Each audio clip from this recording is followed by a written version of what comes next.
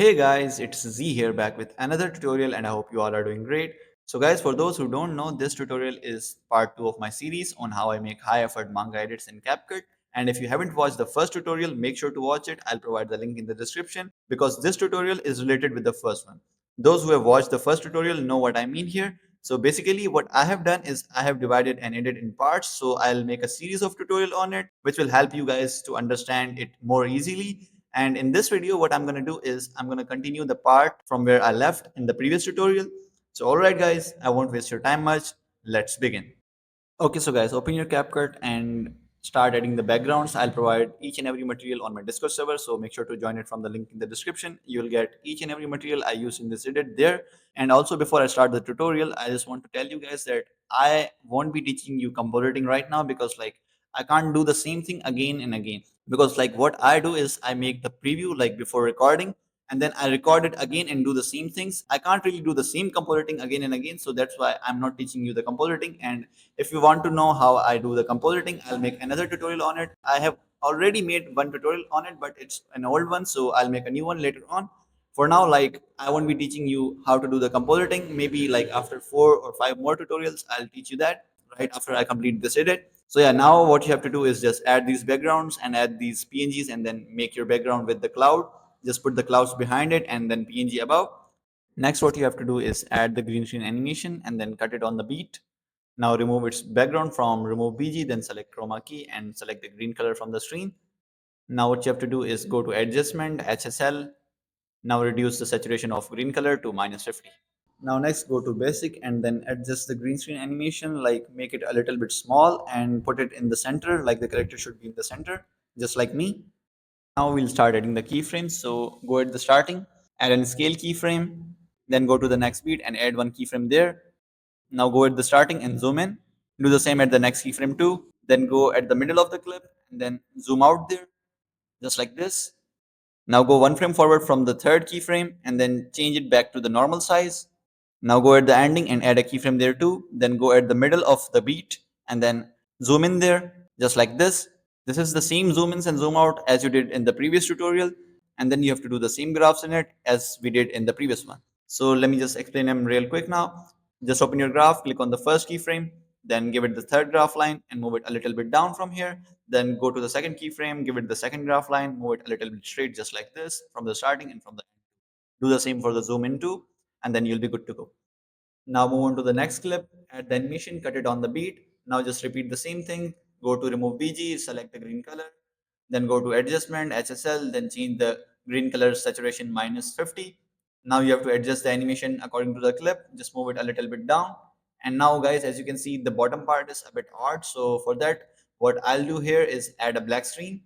Now here we have to mask it. So go to mask, click on circle and then just make it manually, like mask it, like it should look good from that side. Then just copy paste this and make the other side too.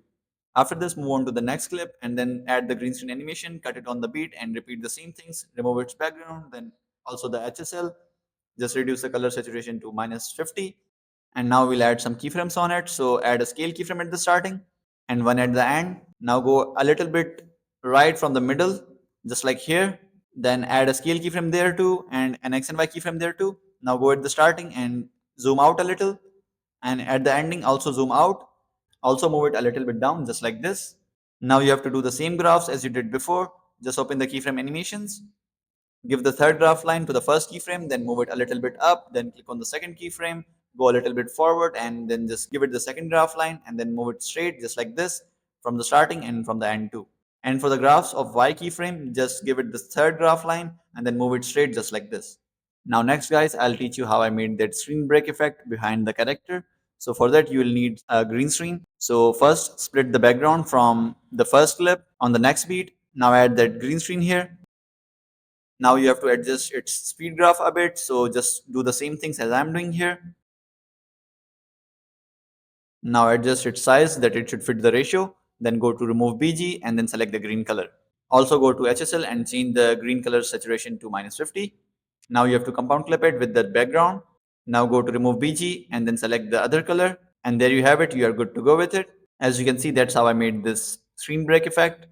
And now guys, if you want to add shadow behind your animations, I have taught that many times before, but I'll teach you again here. So for that, what you have to do is just copy paste your animation, go to adjustment curves and make each and every curve go down like this. After this, you have to add an effect called blur on the animation. Now you can adjust its blur according to your need. I keep it at 100 always. So just do that and then you'll be good to go with the blur. You can just do that with the other clips too. And now you have made these clips. Now what you have to do is just export them separately and then import them back again, and then we'll start giving them the keyframes. Alright guys, after exporting your clips, import them back in your timeline and move these things aside and put them in your timeline. Now what you have to do is give them keyframes. And guys, as you saw the previous tutorial, you have to do the same zoom ins and zoom out. Just add the three keyframes, one at the starting, one at the next beat, and one in the middle.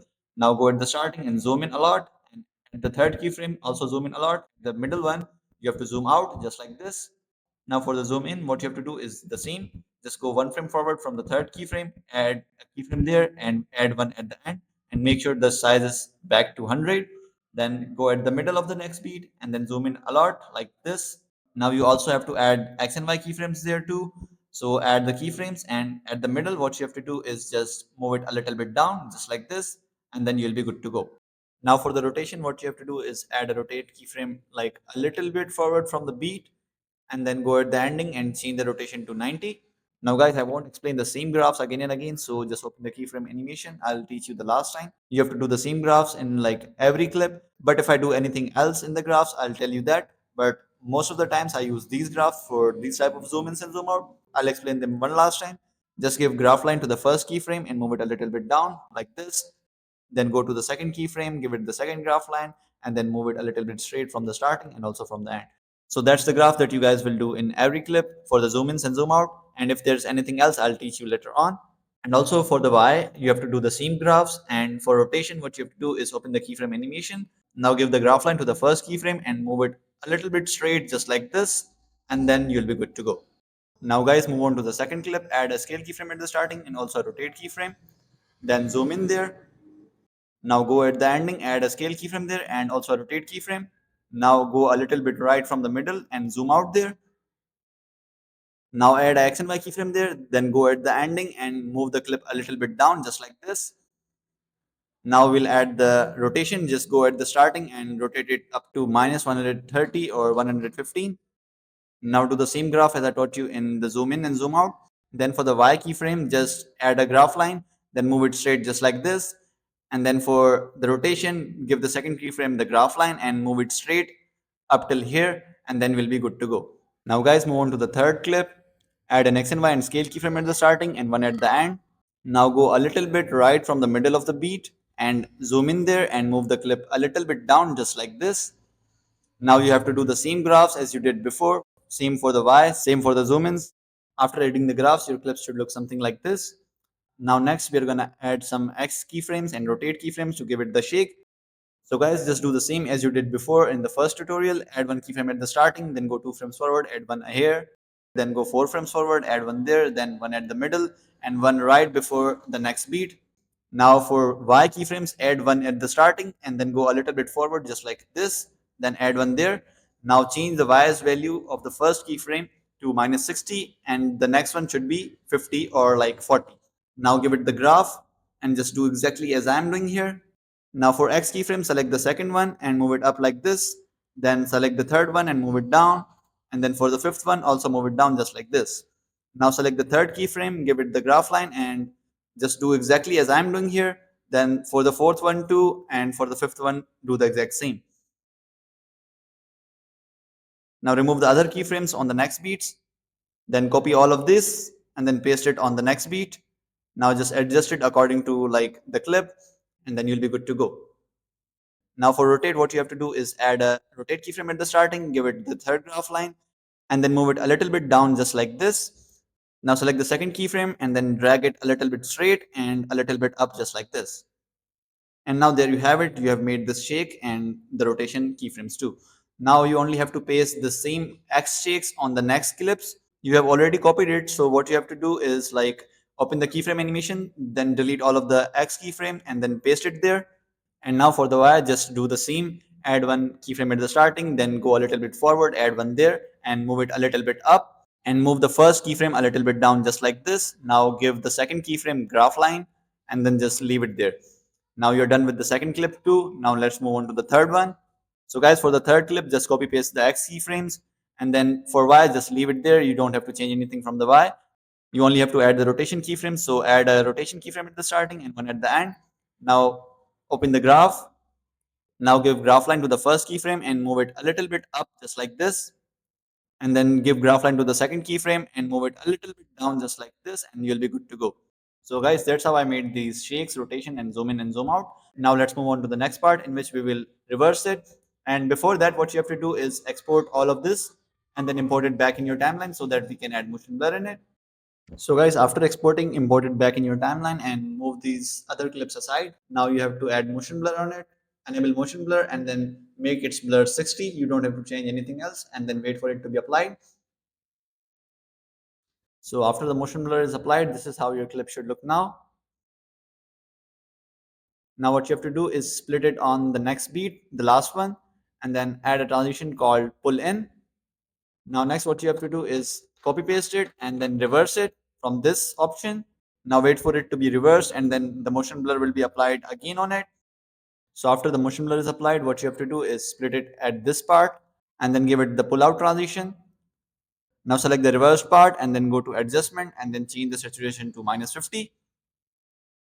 Now we'll add some effects above it. So go to effects and search an effect called glitch. Add this above it. And you have to add another effect called snow glitch. So search an effect called snow glitch and add it above this reverse clip.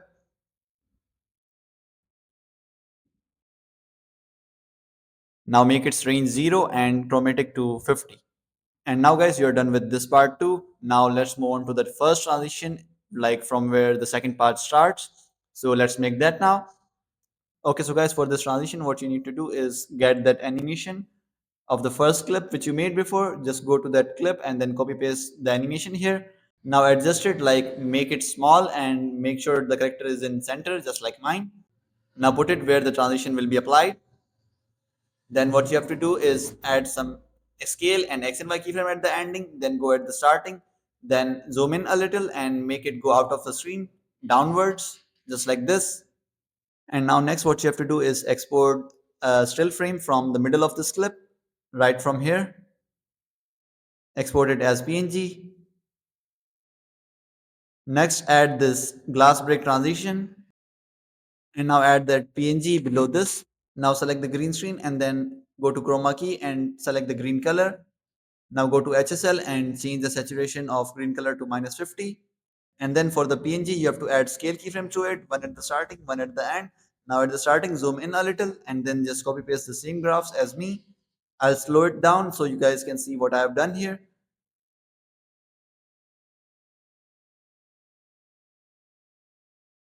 Then you have to compound clip both of these. Now put the animation above it and give it the same graphs as me.